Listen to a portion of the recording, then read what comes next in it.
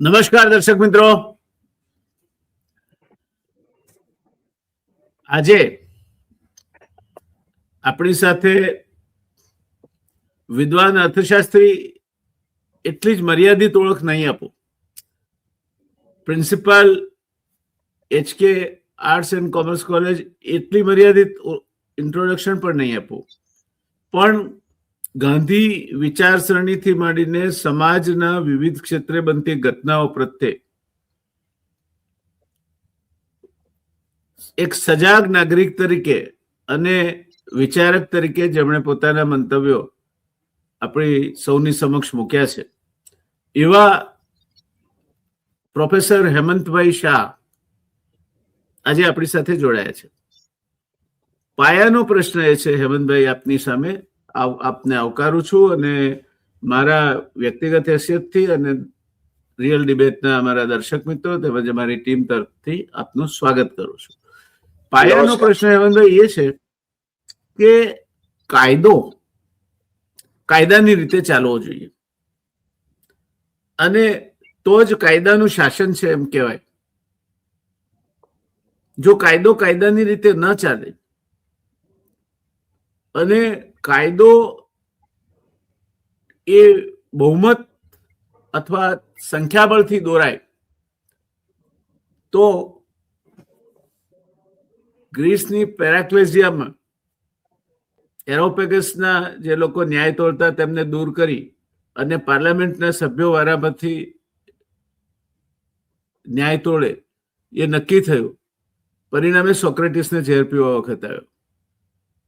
તો આ કાયદાને ત્યાં સુધી તોડી મરોડી શકાય અને સમાજમાંથી જે સચ્ચાઈ છે એને ગુંગળાવી નખાય. તાજેતરમાં ગુજરાત જે પ્રગતિશીલ રાજ્ય ગણાય છે, ગુજરાતની સમાજ વ્યવસ્થા પણ પ્રમાણમાં પ્રગતિશીલ સમાજ વ્યવસ્થા ગણાય છે, એમાં કેટલાક બનાવો એવા મળ્યા છે કે જેમાં જથ્થો જોઈને ન્યાય થાય એ વાત જાણે કે પ્રતિપાદિત થઈ રહી છે. શરૂઆત કરીએ હેમંતભાઈ. મને અત્યારે જ નુક્તેચીની કરવાની ઈચ્છા થાય છે. બે મુદ્દાઓ આપે કયા, એ બે મુદ્દાઓ વિશે હું વાત કરું. બીજો મુદ્દો જે આપે કહ્યો ને, આપે જે બીજો મુદ્દો કહ્યો કે ગુજરાત એક પ્રગતિશીલ રાજ્ય છે અથવા ગુજરાતીઓ પ્રગતિશીલ વ્યક્તિઓ છે, એવું જે એમાંથી તારણ નીકળે છે, એની સાથે એના સંદર્ભમાં મારે વાત કરવી છે. મને એવું લાગે છે કે ગુજરાતીઓ એ દેશમાં જે અન્ય લોકો છે એમના કરતા કદાચ થોડા વધારે રૂઢિચુસ્ત છે, અથવા તો લગભગ એટલા જ રૂઢિચુસ્ત છે. ગુજરાતીઓ બહુ પ્રગતિશીલ છે એમ કેવી રીતે કહેવું, એવા સવાલો તાજેતરની ઘણી બધી ઘટનાઓથી પણ ઉભા થાય છે. અને બીજું કે ગુજરાતીઓ વધારે ધાર્મિકતા વેડા કરે છે.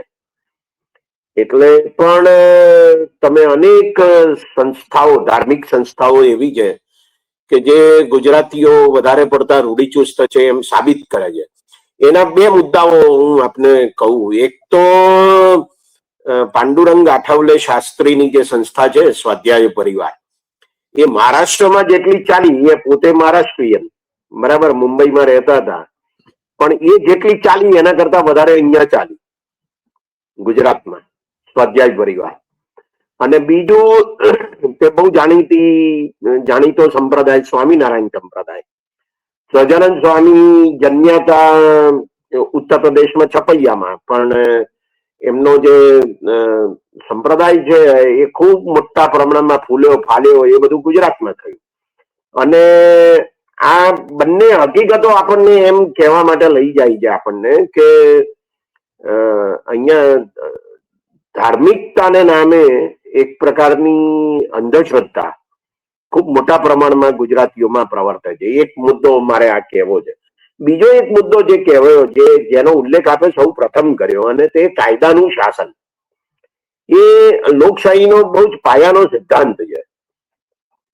જરા સહેજ સમજૂતી આપું દર્શક મિત્રો માટે, અને તે એ કે કાયદાનું શાસન, રૂલ ઓફ લો, એનો અર્થ એવો છે કે કાયદો લખેલો હોય, કાયદાની કાર્યવાહી લખેલી હોય, પ્રોસિજર લખેલી હોય, એટલે કે એના નિયમો લખેલા હોય, અને કાયદો બધાને માટે સમાન છે.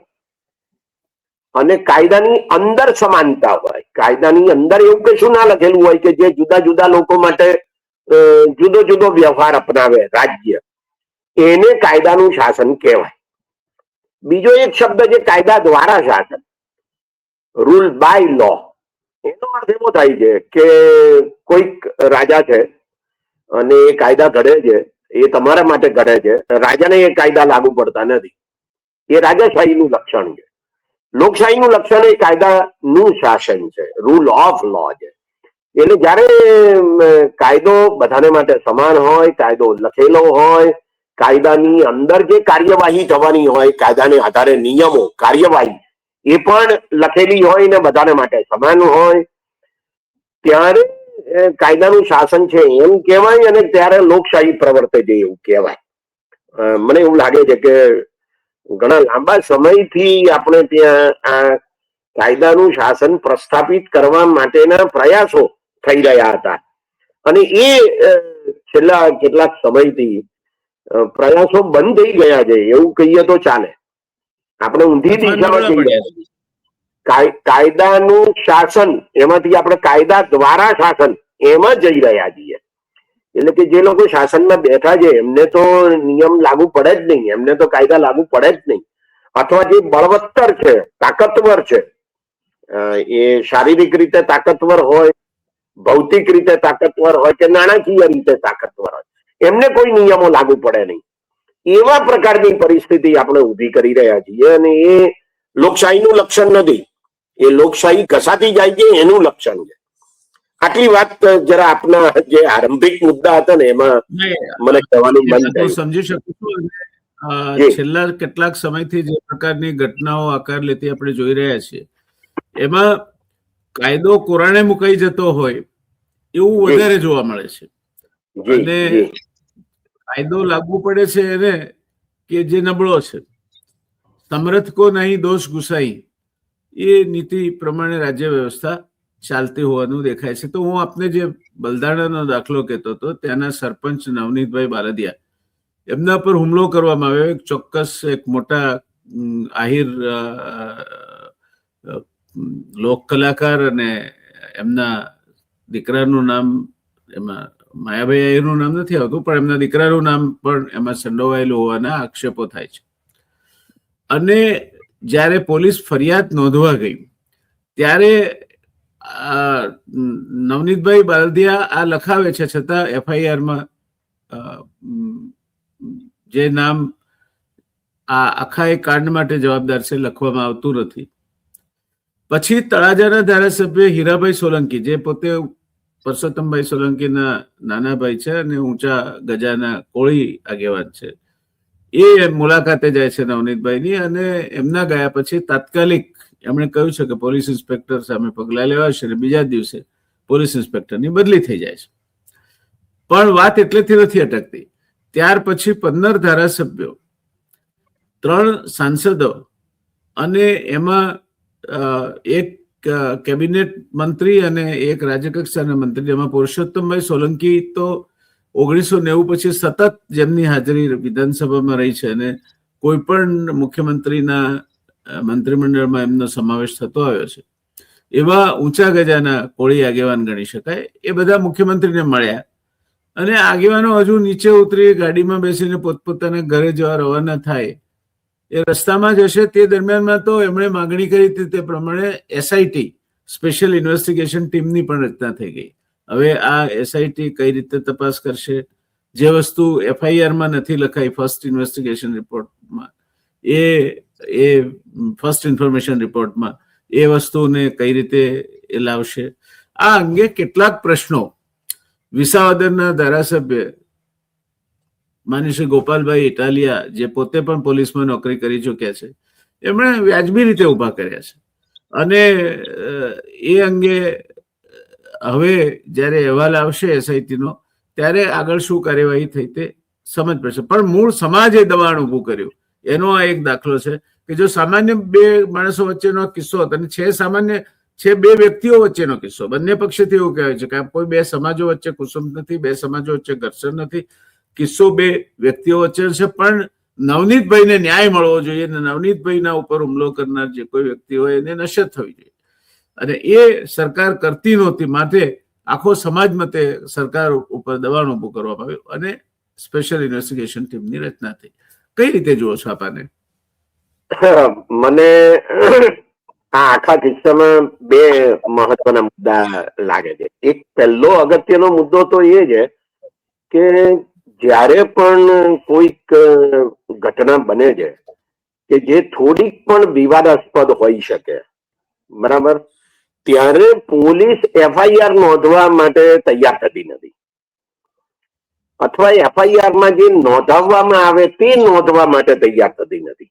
એફઆઈઆર લેવામાં જ ના આવે, એ કરવામાં જ ના આવે. હવે આ હું કોઈક પોલીસ સ્ટેશનમાં જવું અને મારે કોઈની સામે ફરિયાદ કરવાની હોય અને મારે પોલીસને એમ કહેવું હોય કે ભાઈ તમે એફઆઈઆર નોંધો, અને એ એફઆઈઆર નોંધે જ નહીં, એ તો કેવી વાત કહેવાય? આ પોલીસની ફરજ છે, પણ પોલીસ એફઆઈઆર નોંધતી નથી. તો પહેલો મુદ્દો તો આ આવે છે કે શા માટે પોલીસ એફઆઈઆર નોંધતી નથી? એટલા માટે કે કોઈક દબાણ છે એની ઉપર, એટલા માટે કે એને એવું લાગે છે કે આમાં કોઈક મોટું માથું સામાજિક રીતે કે આર્થિક રીતે કે રાજકીય રીતે સંડોવાયેલું છે, અથવા હોઈ શકે છે, માટે નોંધતી નથી. અથવા તો કોઈ સામાન્ય માણસ જાય છે તો પોલીસને એમ થાય છે કે આમાં શું એફઆઈઆર નોંધવાની. એ આ જે મુદ્દા છે, મને લાગે છે કે એ મેં અગાઉ કહ્યું એમ, કાયદાના શાસનની વ્યાખ્યા આપી એમ, કે જે કાયદામાં લખેલું છે તે થવું જોઈએ, જે પોલીસ કરતી નથી. આ એક મહત્વનો મુદ્દો મને લાગે છે કે આ આખા કિસ્સામાં મહત્વનો છે, કે જે નવનીતભાઈ ફરિયાદ કરવા જાય છે એમની એફઆઈઆર નોંધવામાં આવતી નથી. આ એક અગત્યનો મુદ્દો. બીજો અગત્યનો મુદ્દો છે, મને લાગે છે એફઆઈઆર ક્ષતિપૂર્ણ છે. એફઆઈઆર માં એમાં જે લખવાનું કહે છે એ લખવામાં આવતું નથી. એટલે એ પોલીસ એની પોતાની ફરજ નથી નિભાવતી, એમ એનો અર્થ થાય છે.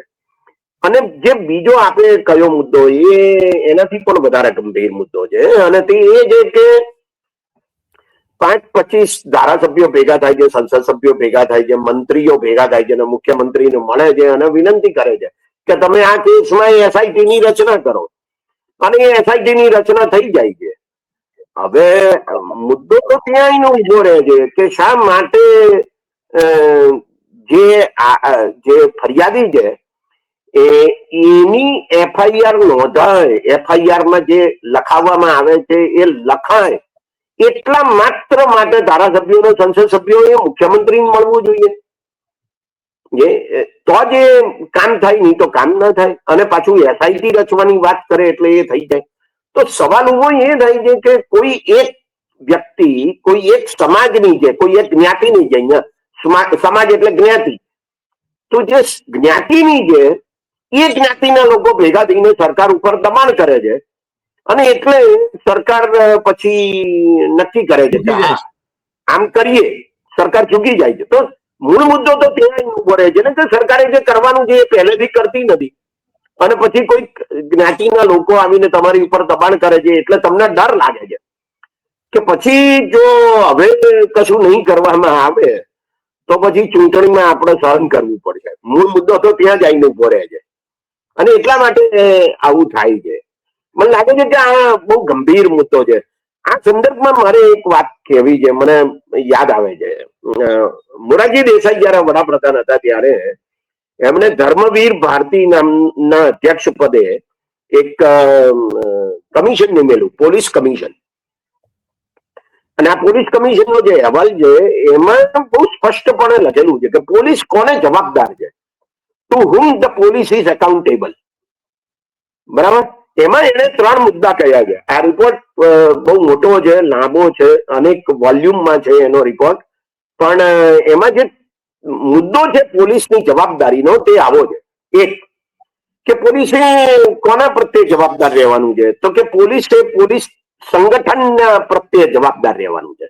એટલે હું જો કોન્સ્ટેબલ હોઉં કે લોકરક્ષક દળનો સભ્ય હોઉં તો મારે હેડ કોન્સ્ટેબલ પ્રત્યે હેડ કોન્સ્ટેબલે, પીએસઆઈ પ્રત્યે પીએસઆઈ, પીઆઈ પ્રત્યે પીઆઈ, ડીએસપી પ્રત્યે ડીએસપી, એસપી પ્રત્યે એસપી, પછી આઈજીપી કે વગેરે ઉચ્ચ અધિકારી પ્રત્યે જવાબદાર રહેવાનું છે. આ સંગઠનની અંદરની જવાબદારી છે, નીચેથી ઉપરની આ સંગઠન પ્રત્યેની જવાબદારી. બીજી જવાબદારી છે તે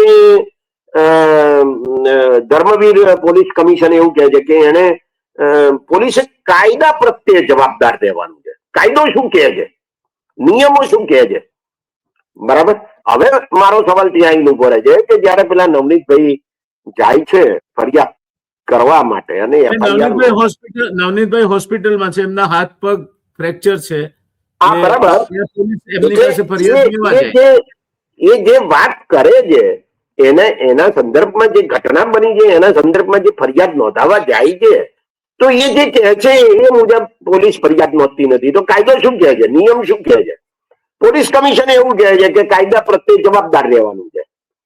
અને ત્રીજી જવાબદારી જે કહે છે એ બહુ મહત્વની છે. પોલીસ કમિશને એવું કહ્યું છે, છેક 1978 ની વાત કરું છું સાહેબ, એને એવું કહ્યું છે કે પોલીસે લોકો પ્રત્યે જવાબદાર રહેવાનું છે.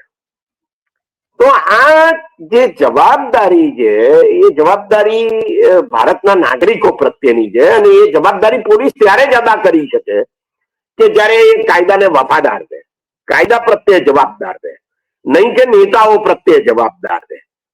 આ મને લાગે છે કે બહુ મહત્વની છે. એટલે આપણે જે કિસ્સો રજૂ કર્યો ને જેની ચર્ચા અત્યારે બહુ મોટા પ્રમાણમાં ગુજરાતમાં થઈ રહી છે તે આ છે કેસ. અને એ કેસમાં પોલીસ પોતાની જવાબદારી ચૂકે છે અને કાયદાના શાસન મુજબ ગુજરાતનું શાસન ચાલતું નથી એ બહુ સ્પષ્ટપણે દેખાઈ આવે છે સાહેબ. એ વાતને લગભગ 25 વર્ષ થયા છે હવે તો કે કાયદાના શાસન મુજબ ગુજરાતનું શાસન ના ચાલે. એ સિદ્ધાંતને કચરા ટોપલીમાં ફેંકી દેવામાં આવ્યો હોય એ આપણને બહુ સ્પષ્ટપણે દેખાય છે સાહેબ. આમાં કોઈ શંકાનું સ્થાન નથી. જુઓ તમે, CR પાટીલ જયારે બીજેપીના પ્રમુખ બને છે અને પછી તરત જ એ પ્રમુખ બને છે બીજેપીના અને પછી તરત જ રાજકોટમાં કોરોનાના તમામ પ્રકારના નિયંત્રણો ચાલુ હોવા છતાં મોટી રેલી કાઢે છે. તો આ બધા નિયંત્રણો એમને લાગુ પડતા નથી. એનો અર્થ શું થયો કે કાયદાના શાસનનો ભંગ, બીજું શું? એટલે આ દાખલા બેસાડવામાં આવે છે ઉચ્ચ નેતાઓ દ્વારા કે અમે કાયદાને સ્વીકારવા માટે તૈયાર નથી, અમે માનતા જ નથી, અમે એનાથી બંધાવવા તૈયાર જ નથી. એટલે જુઓ તમે, CR પાટીલ સરકાર નથી, સરકાર તો મુખ્યપ્રધાન છે, ગૃહપ્રધાન છે, પોલીસ છે, બરાબર. પણ એ ભાજપના જે માટે કોઈ પગલા લેવામાં આવતા નથી એમ એનો અર્થ થયો. આનો અર્થ એવો થાય છે સાહેબ કે ભારતના બંધારણમાં જે કલમ નંબર 15 લખેલી છે મૂળભૂત અધિકારોમાં, જેમાં સમાનતાના અધિકારની વાત છે, અને એમાં લખેલું છે કે કોઈ પણ નાગરિક સામે ફક્ત ધર્મ, જાતિ, જ્ઞાતિ, સ્ત્રી પુરુષ, જન્મસ્થાન અથવા એમાંના કોઈ પણ કારણે રાજ્ય ભેદભાવ કરી શકશે નહીં. મને અહીંયા લાગે છે કે કોઈ પણ રાજકીય પક્ષનો સભ્ય એવું લખવું જોઈએ કદાચ. કારણ કે અત્યારે તો હવે પ્રકારની પરિસ્થિતિ ઉભી થઈ રહી છે. જી, અહીંયા બીજી એક સંવેદનશીલતા એવી છે કે સામા પક્ષે એટલે કે મેર કોમમાંથી અમરીશ ડેર કરીને એક આગેવાન છે જે માયાભાઈ આહિરના પણ સારા એવા મિત્ર છે, સારા માણસ છે, અગાઉ ધારાસભ્ય તરીકે ચૂંટાયા છે. એમણે હીરાભાઈ સોલંકીને હરાવ્યા હતા અને એમાં ક્યાંક ને ક્યાંક માયાભાઈ નો પણ એમને સાથ રહ્યો હશે. એટલે તળાજાની બેઠક પરથી હવે ચૂંટણી આવે ત્યારે વળી પાછા માયાભાઈ અથવા એમના દીકરા અથવા તો અમરીશભાઈ ડેર કે કોઈ પાછા પોતાની મહત્વાકાંક્ષા લઈને હીરાભાઈના સામે સ્પર્ધા કરવા માટે ના આવી જાય. કદાચ એના ભાગરૂપે પણ આ પ્રતિક્રિયા વધારે પડતી આકરી આપવામાં આવી હોય એ સંભવિત છે. એટલે રાજકીય વિચારસરણીથી પોલીસ જ દોરવાય છે એવું નહીં, રાજકીય વિચારસરણીથી બધા જ દોરવાયા છે. આપની વાત બિલકુલ સાચી છે અને એટલા માટે જ હું એમ કહું છું કે કોઈ પણ રાજકીય ગણતરીને બાજુ પર મૂકીને ખરેખર તો જે કાયદામાં લખેલું છે અથવા નિયમો અને કાર્યવાહીમાં જે કંઈ લખેલું છે તે મુજબ પોલીસે વર્તવાનું છે, તે મુજબ સરકારે પણ વર્તવાનું છે. આ નથી થતું એટલે જ બધી મુસીબત ઉભી થાય છે આ દેશમાં. જી. બીજો એક દાખલો છે કે પાટીદાર સમાજની જનક્રાંતિ યાત્રા નીકળે છે. સારી વાત છે. સમાજમાં શિક્ષણ અને કુરિવાજો દૂર કરવા વગેરે અંગે સામાજિક સમરસતા અંગેની જાગૃતિ ઊભી કરવા માટે કોઈ પણ સમાજ પોતે પોતાનો પ્રયત્ન કરે એ હંમેશા આવકારદાયક છે. એ યાત્રા માંડલ પહોંચે છે અને ત્યાં એક પાટીદાર આગેવાન વરુણભાઈ પટેલ એ સુરેન્દ્રનગર કલેક્ટર ડોક્ટર રાજેન્દ્રભાઈ પટેલ નો નામજોગ ઉલ્લેખ કરે છે કે તમે રાજેન્દ્રભાઈ પટેલ અમારા માટે ગમે તે એણે કર્યું હોય, હું માનું છું કે એણે પૈસા લીધા હશે, છતાં પણ અમારા માટે એ સન્માનનીય છે. અને પછી એ ટોળાને પૂછે છે કે તમે મને કહો કે એને કરવા માટે કોને પૈસા નથી આપવા પડતા? રાજ્યમાં દરેક જગ્યાએ પૈસા લેવાય છે, તો રાજેન્દ્ર પટેલે લીધા તેમાં શું ખોટું કર્યું? રાજેન્દ્ર પટેલ અમારા માટે સન્માનનીય છે. બીજું એમાં એ ક્યાંક ને ક્યાંક કોમી વાત પણ લઈ આવવાનો પ્રયત્ન કરે છે કે મુસલમાનની ફરિયાદ પરથી સરકારે રાજેન્દ્ર પટેલ સામે કાર્યવાહી કરી છે. હવે આ એક મોટો સમાજ, સક્ષમ સમાજ છે એમ કહી શકાય. એ સમાજના એક આગેવાન કરપ્શનને વ્યાજબી ઠેરવી શકે તો કાલે ઉઠીને ક્યાં જઈને અટકશે આ વાત? અને કોઈ સમાજનો માણસ છે માટે સમાજના બહુમતી સભ્યો ભેગા થઈ અને ઠરાવ પસાર કરો કે એને ગમે તે ગુનો કર્યો હોય, કાલે ઉઠીને ભલે એને ખૂન કર્યું હોય, પણ અમારા માટે તો એ અમારા નેતા છે, આદરણીય છે. તો આ પ્રકારનું વલણ આવનાર આવતીકાલ માટે શું સંકેતો આપે છે? આમાં બે મુદ્દાઓ એક સાથે ભળી ગયેલા છે. એક છે તે જે વરુણ પટેલ નામના આગેવાન છે પાટીદારોના, એ કેવી રીતે બોલે છે? ભારતના નાગરિક તરીકે બોલે છે કે પોતે પાટીદાર જે પટેલ છે એવી રીતે બોલે છે? આ એક બહુ મહત્વનો મુદ્દો છે. એમને ભારતના પાટીદાર જનક્રાંતિ યાત્રા છે એટલે પાટીદાર આગેવાન તરીકે બોલે છે એમ આપણે કરી શકીએ. એનો અર્થ જ એ થયો છે કે એમને માટે ભારતના નાગરિક હોવું એના કરતા પાટીદાર હોવું વધારે મહત્વનું થઈ ગયું છે, અને એટલા માટે એ આવું બોલે છે. આ એક મહત્વનો મુદ્દો છે. મુસીબત બીજી પણ છે. એમણે એવું પણ કહ્યું કે કોઈ એક મુસ્લિમ નાગરિકે એમ કે ફરિયાદ કરી રાજેન્દ્ર પટેલની સામે, માટે તમે રાજેન્દ્ર પટેલ સામે પગલા લો. એ કેવી રીતે ચાલે? એટલે એનો અર્થ એવો કે આ દેશમાં મુસ્લિમો આ નાગરિક જ નથી. આ બહુ ભયંકર મુદ્દો છે. એટલા માટે કે આ જે વિચાર છે કે હિન્દુઓ જ આ દેશના નાગરિકો છે, એટલે કોઈ હિન્દુએ ફરિયાદ કરી હોત તો શું થાય? તો વરુણ પટેલ આવું બોલત કે ના બોલત? એટલે મને લાગે છે કે આ પહેલા મુદ્દા કરતા પણ બીજો મુદ્દો બહુ વધારે ગંભીર છે. ત્રીજો વધારે ગંભીર છે હેમંતભાઈ. એ કે ભ્રષ્ટાચારનો મુદ્દો છે. એની જમીન એને કરવામાં ક્યાં પૈસા નથી લેવાતા. પટેલે લીધા છે તો ફરક પડે છે, એને લીધા હશે. હા, એટલે પટેલ છે અને લે છે કે નથી લેતા એ મહત્વનું નથી, બરાબર. પણ મુદ્દો ત્યાં આવીને ઉભો રહે છે કે જો બધે જ ભ્રષ્ટાચાર થતો હોય તો એ ભ્રષ્ટાચાર કરે છે, એમાં તમને વાંધો શું છે?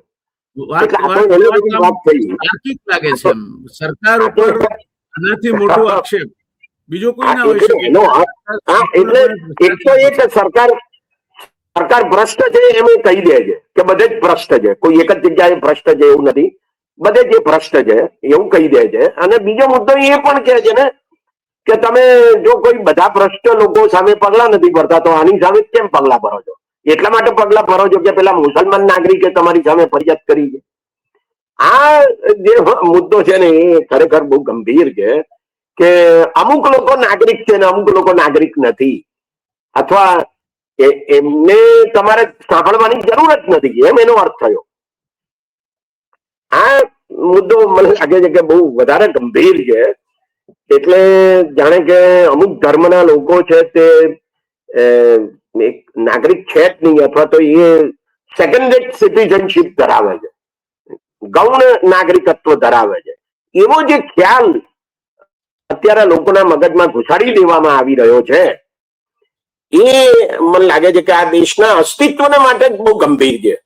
સમગ્ર જેને આપણે સારે જહાં સે અચ્છા કહીએ છીએ ને એવા દેશને માટે બહુ ગંભીર છે એમ મને લાગે છે. કેટલી રૂઢિગત થઈ ગઈ છે તેનો દાખલો છે.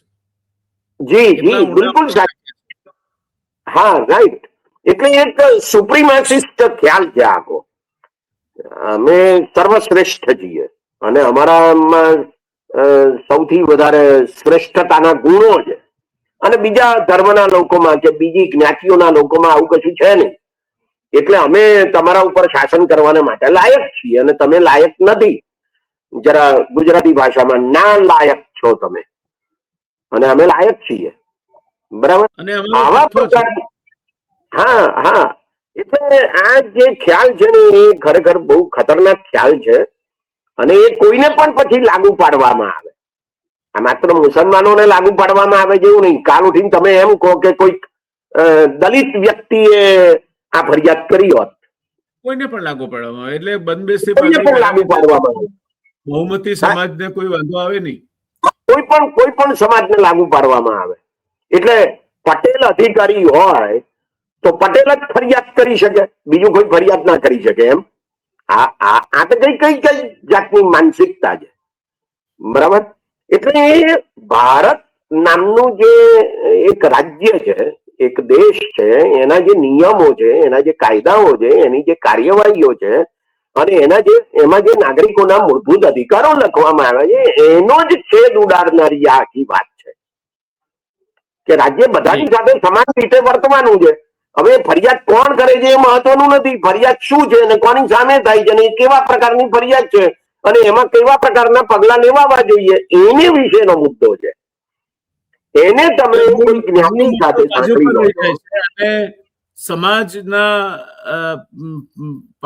પાલામાં આખો મુદ્દો લઈ આવી અને સમાજ મતે પોતે ન્યાય કરી દેવો કે ભાઈ એ ગમે તે કર્યું હોય તો પણ અમારા માટે તો આદરણીય છે. એટલું જ નહીં પણ એ પટેલોને આહવાન કરે છે કે ગામડે ગામડેથી એક કલેક્ટર પેદા કરો. એટલે આ જે જર્મન પ્રજાના મગજમાં બીજા વિશ્વયુદ્ધ વખતે ખ્યાલ ઘૂસી ગયો હતો કે જર્મનો જ શુદ્ધ લોહી છે, જર્મનો જ સર્વશ્રેષ્ઠ છે, જર્મનોને કોઈ દોષ અડી જ ન શકે. આ ખ્યાલ ધીરે ધીરે સમાજના એક આખા જે સમરસતાને ભેદીને જે બહુમતી સમાજો છે, બહુમતી સમાજોનું કામ તો પોતે વ્યવસ્થિત ચાલવું અને નાના સમાજોને પોતાની પાંખમાં લઈને રક્ષણ આપવું છે.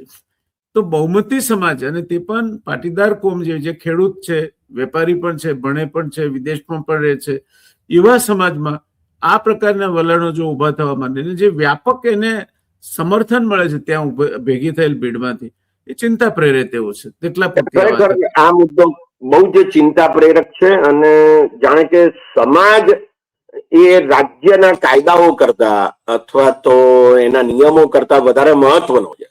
અમે તો સમાજ માટે કામ કરીએ છીએ, અમે કઈ દેશ માટે કામ કરતા નથી. એવા પ્રકારની એક આખી ભાવના આની પાછળ રહેલી છે એવું લાગે છે.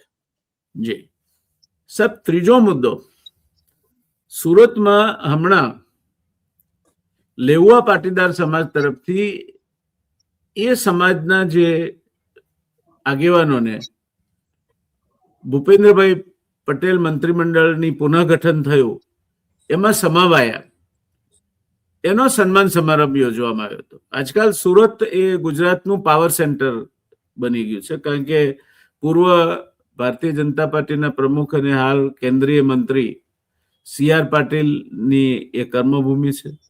નાયબ મુખ્યમંત્રી અને ગૃહમંત્રી હર્ષ સંઘવી ત્યાંથી આવે છે. એ સિવાય પણ બીજા એક મંત્રી સુરતમાંથી છે જે આરોગ્ય વિભાગ સંભાળે છે. તો આ સુરતમાં એ પોતાના સમાજના તારલાઓનું સન્માન કરે અથવા તો આગેવાનોનું સન્માન કરે એમાં કોઈ વાંધો હોઈ શકે નહીં. દરેક સમાજ હરખાય કે ભાઈ અમારા દીકરાઓને આગળ વધ્યા ને પ્રગતિ કરી, ત્યાં સુધી વાંધો નથી.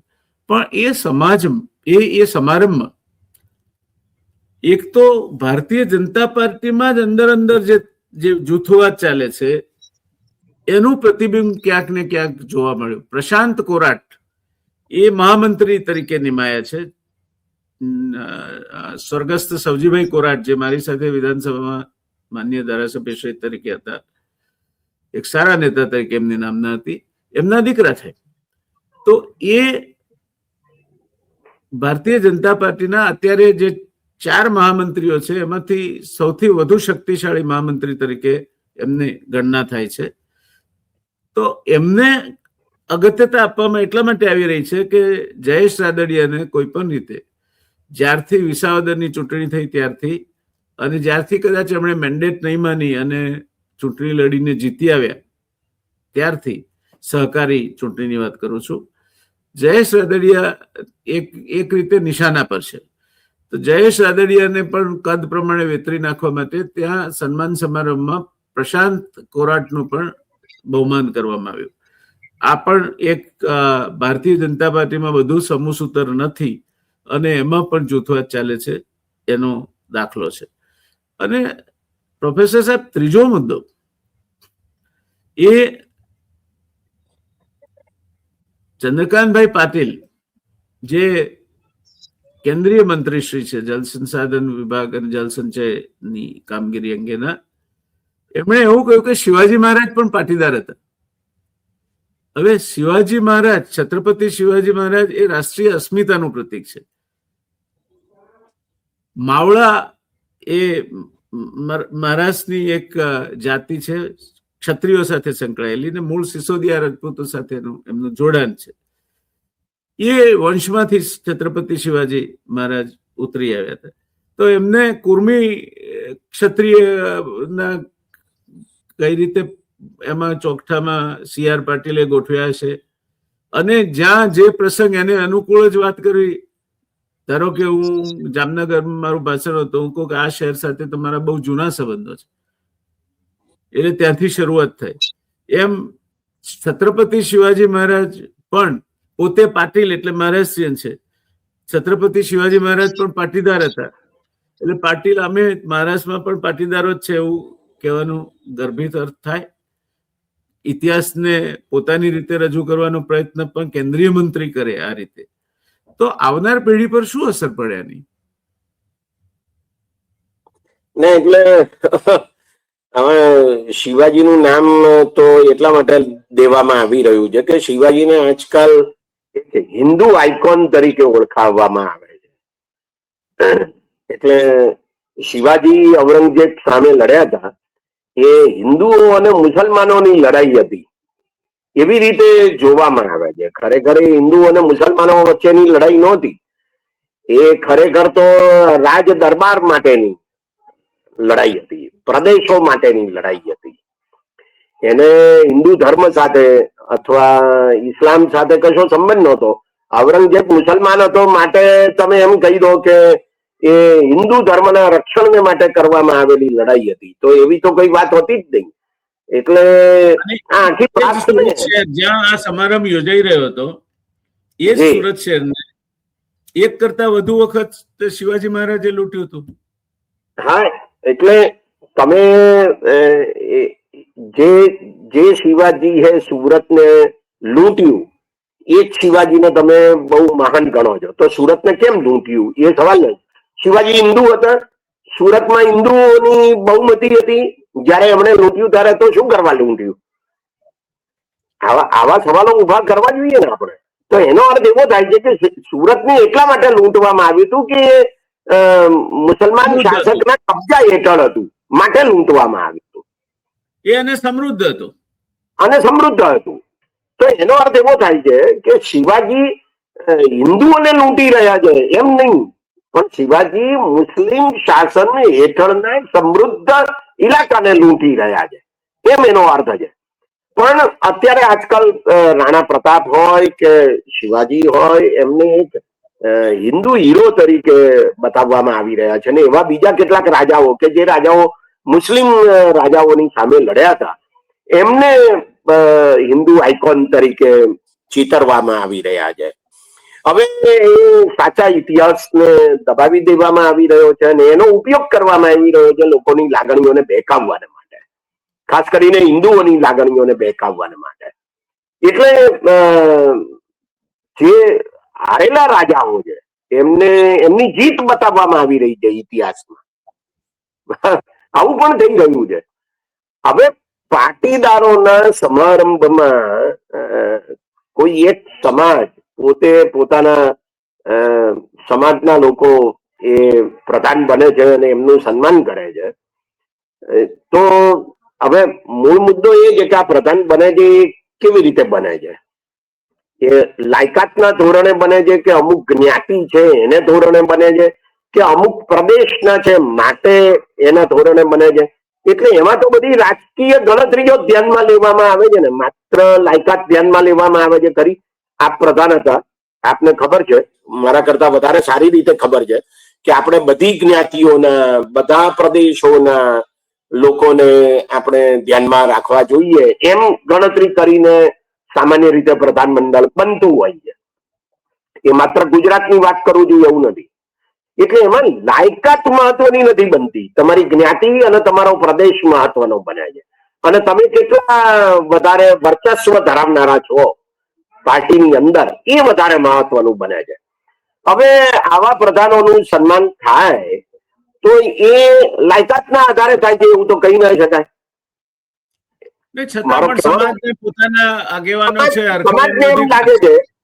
ના, પણ બીજો અગત્યનો મુદ્દો કે એ જ સમાજમાં માની લો કે 4 જણા છે પણ 2 જણા પ્રધાન બને છે, તો જે 2 જણા પ્રધાન બને છે એ લાયકાતના કારણે બને છે કે એ એમનું વર્ચસ્વ પાર્ટીની અંદર વધારે છે, એમના સંપર્કો વધારે છે, એને માટે બને છે.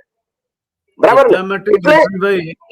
એટલા માટે જમીનભાઈ આને મોડો પ્રતિસાદ સાંપડ્યો તો એવું કહેવામાં આવે છે કે ખુરશીઓ 3500 જેટલી મૂકવામાં આવી હતી, એમાંથી અડધા કરતા વધારે ખુરશીઓ ખાલી હતી. આવો એક અહેવાલ પણ છે.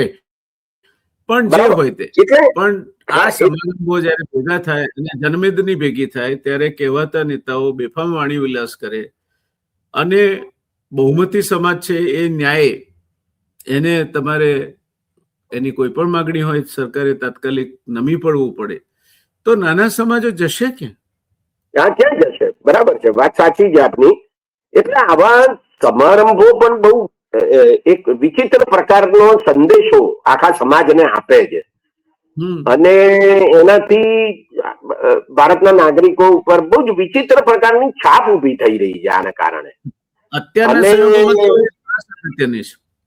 અને જૂથવાદ વકરી રહ્યો છે, જ્ઞાતિવાદ વકરી રહ્યો છે અને એ વધારે વકરે છે આવા બધા પ્રસંગોને કારણે, એમ પણ બને છે. એટલે ચૂંટણીઓ હોય કે ના હોય પણ જ્ઞાતિ છે તે એમાં બહુ મહત્વની ભૂમિકા ભજવે છે રાજકારણમાં. અને આવા બધા સમારંભો થકી સમાજના જે જુદી જુદી જાતિઓના આગેવાનો છે એ રાજકીય નેતાઓ સાથે પોતાનો ગરોબો પ્રસ્થાપિત કરવા માટેની કોશિશ કરતા હોય છે અને પછી એમાંથી લાભ મેળવવાની કોશિશ કરતા હોય છે. આ બધું બહુ જ સ્વાભાવિક રીતે બની રહ્યું છે અને લોકોને એમ લાગે છે કે આમાં કશું ખોટું નથી. તકલીફ એ છે આમાં. એટલે અહીંયા માત્ર પોલીસના સંદર્ભમાં કાયદાના શાસનને વિચારવાનું છે એવું નથી, પણ સમગ્ર શાસન વ્યવસ્થાના સંદર્ભમાં આપણે કાયદાના શાસનના સિદ્ધાંતને સમજવાની અને એનો અમલ કરવાની આવશ્યકતા હોય છે. જી એક ચોથો બનાવ છે જે થોડોક આપણને ઉત્સાહ પ્રેરે તેવો છે. ઠાકોર સમાજ, એમાં સંત સદારામ બાપુ ને માનવા વાળો એક બહુ મોટો સમુદાય છે અને એક સારી વસ્તુ છે કે આ સમાજ હવે વ્યસનો છોડી, કુરિવાજો છોડી અને પ્રગતિના માર્ગે શિક્ષણ અને સામાજિક કુરિવાજો છોડીને મેઇન સ્ટ્રીમ સમાજો સાથે હળી મળીને આગળ વધવા માંગે છે. એનું બંધારણ રચાયું અને એનું સૂત્ર તો એક સમાજ એક બંધારણ, એક સમાજ એક દિશા. અને એ દિશામાં પછી બધા ભેગા થયા અને આ ઉત્તર ગુજરાતની ઘટના આકાર લીધો. પણ એમાં પણ એના કેટલાક આગેવાનો જે ભરતસિંહ સોલંકી આવે કે અમિતભાઈ ચાવડા આવે, કદાચ યાત્રામાં રોકાયેલા હશે, કે ભાઈ જગદીશભાઈ ઠાકોર આવે, એ ક્યાંય દેખાતા નહોતા. એટલે સમાજમાં પણ જયારે સમાજ મતે ભેગા થાય છે, ઠાકોર સમાજ એક બળુકો સમાજ છે, તો એને એક સાચા રસ્તે જવાનું અને એક કેળવણી ધામ બાંધવાનું એક આયોજન કર્યું, બહેનોના શિક્ષણ માટેની વાત કરી, એ ઉત્સાહ પ્રેરક છે બીજા સમાજો માટે. પણ એ હોલ હાર્ટેડ થવું જોઈએ. બીજા સમાજોએ પણ આ પ્રકારની સારી બાબતોનું અનુકરણ કરવું જોઈએ. એક આપણને ક્યાંક ટાઢક વાળે તેવી વાત છે. પણ એ જો શક્તિ પ્રદર્શન તરીકે જોવામાં આવે, કારણ કે 2027માં વિધાનસભાની ચૂંટણીઓ આવવાની છે, એટલે આવનાર સમયમાં પોતાના સમાજનું બળ દેખાડવા માટે આવા સંમેલનો પક્ષને બાજુ પર મૂકે, કારણ કે ત્યાં ભરતસિંહ ડાભી પણ હતા અને જ્ઞાનીબેન ઠાકોર પણ હતા. એટલે એને રાજકીય પક્ષાપક્ષી ના જ હોય સમાજ જ્યાં ભેગો થાય ત્યાં, પણ એને શક્તિ પ્રદર્શન તરીકે ગણવામાં આવે તો મને લાગે છે કે વળી પાછું એ જ વાત પર આવીને ઉભું રહે કે અમે સંખ્યાબળ છે માટે ગુણવત્તા નહીં પણ સંખ્યાને તમે માન આપો, તો એ લોકશાહીને લૂણો લગાડનારું કામ બની જાય. તો જ્ઞાતિગત મંડળો ભારતની બધી જ્ઞાતિઓમાં છે, ગુજરાતમાં પણ છે, દરેક વર્ણમાં પણ આવા અનેક જ્ઞાતિઓના મંડળો છે. ભારતમાં લગભગ 3000 જેટલી મુખ્ય જ્ઞાતિઓ છે અને પેટા જ્ઞાતિઓની સંખ્યા આશરે 25,000 જેટલી છે. અને આવી દરેક પેટા જ્ઞાતિઓ ના પણ મંડળો છે, એમાં કોઈ શંકાને સ્થાન નથી. ને આવા બધા જે મંડળો છે એ બધા એમના સામાજિક વ્યવહારો માટેના નિયમો બનાવે છે, એમાં સુધારા માટેની વ્યવસ્થા પણ હોય છે.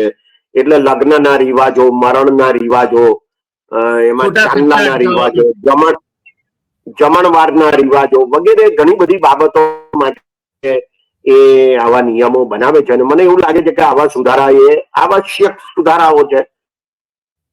શિક્ષણને મહત્વ આપવું એના વિશે પણ જો એ વિચારતા હોય મંડળો તો એ ઘણી સારી વાત છે. જ્ઞાતિઓનું આ એક પોઝિટિવ પાસું છે જ્ઞાતિ મંડળોનું, કે જે શિક્ષણને માટે, આરોગ્યને માટે પણ વ્યવસ્થાઓ કરે છે, મદદ કરે છે જે લોકો ગરીબ છે એમને. આ બધું એક થતું હોય, એમાં કોઈ શંકાને સ્થાન નથી. અને આ ઉદાહરણ બધા એ અપનાવવા જેવું પણ છે અને ઘણી બધી જગ્યાઓ એ અપનાવાય પણ રહ્યું છે. જ્ઞાતિ એક સંસ્થા તરીકે આ રીતે કામ કરે છે, એમાં કોઈ શંકાને સ્થાન નથી.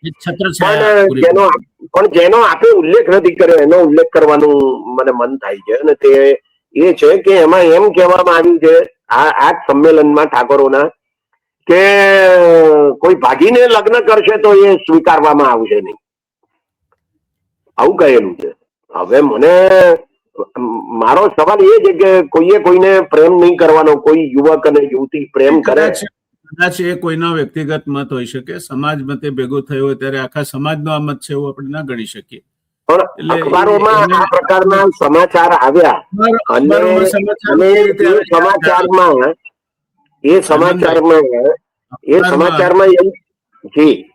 અખબારમાં કૂતરું માણસને કરડે સમાચાર નથી બનતા, માણસ કૂતરાને કરડે સમાચાર બને છે. એટલે કઈ રીતે વિવાદ ઉભો થાય, કઈ રીતે કંઈક નું કંઈક ચર્ચામાં રહે, કઈ રીતે પોતાનું વધારે ને વધારે અખબાર વંચાતું થાય અથવા એક યા બીજા કારણે ચર્ચા. એટલે આ બધી વાતો ચાલ્યા કરવાની. સરવાળે તો પરિસ્થિતિ જે છે તે સમાજ મતે જે સામાજિક પરિવર્તનો આવશે એ સમયનો તકાજો છે માટે આવશે, કોઈના કહેવાથી નહીં આવે. આજે શિક્ષણ તરફ વળ્યા છે એટલે સમયનો તકાજો છે. કુરિવાજો બંધ કરવા છે. એક વાત સ્વીકારવી પડે કે છેલ્લા 201 વર્ષમાં ભારતનો જે ઇતિહાસ છે ને એમાં રાજ્ય સરકાર એ કાયદા થકી સામાજિક સુધારા લાવવા માટેનું એક સાધન બનેલું છે. રાજા રામમોહન રાયે સતી પ્રથા વિરોધી કાયદો લાવવા માટે જે આંદોલન ચલાવ્યું અને જે ચળવળ ચલાવી એનું પરિણામ આવ્યું. સમાજ નહોતો કહેતો કે સતી પ્રથા દૂર, એવું સમાજ આજે અનેક લોકો નથી કહેતા કે ભાઈ 18 વર્ષથી નીચેની વ્યક્તિનું લગ્ન ન થવું જોઈએ, એવું નથી કહેતા. બરાબર, તો બાળ લગ્ન વિરોધી કાયદો છે અને એ સેક્યુલર કાયદો છે. એવી જ રીતે જે વિશેષ લગ્ન નોંધણીદારો છે એ ધર્મને જ્ઞાતિને બાજુ પર મૂકે છે અને બે વ્યક્તિઓની સંમતિ છે કે નહીં લગ્ન કરવાને માટે એના ઉપર ભાર મૂકે છે. એટલે આવા પ્રકારના જે કાયદાઓ છે જે સામાજિક સુધારા માગે છે, બરાબર, અને સમાજ જયારે પછાત વર્તન કરે છે ત્યારે રાજ્ય વચ્ચે હું એવું માનું છું હેમંતભાઈ કે જે સમયનો તકાજો છે એ સમયનો તકાજો સમાજ પર પણ હાવી થશે. સમાજમાં કેટલાક વર્ગનું એવું માનવું હોય તો બહુમતી વર્ગ કદાચ ન પણ માનતો હોય એવું બની શકે. એટલે જે સારું કામ થયું છે એને આપણે આવકારીએ. અને આ 4 બનાવોમાંથી આપણે એક તારણ એ વાતનું કાઢી શકીએ કે વરુણ પટેલે ખુલ્લેઆમ આક્ષેપ કર્યા કે બધે જ એને કરવામાં પૈસા લેવાય છે. હું નથી માનતો વરુણ પટેલ ખોટા છે. કદાચ એમની વાતને જનરલાઇઝ કરે તો બધા ખાતાઓમાં પણ અત્યારે વ્યાપક ફરિયાદો છે ભ્રષ્ટાચારની. એટલે સરકારે આને હકારાત્મક રીતે લઈ અને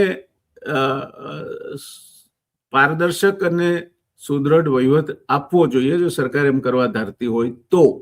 પણ બીજી વખતનું પુનઃગઠન થયા પછી પણ ભૂપેન્દ્રભાઈ પટેલનું મંત્રીમંડળ છે હજુ આજે પણ ગુજરાતમાં પોતાની છાપ ઉપસાવવામાં નિષ્ફળ ગયું છે. અને એનું કારણ આપણે કહ્યું તે જ છે.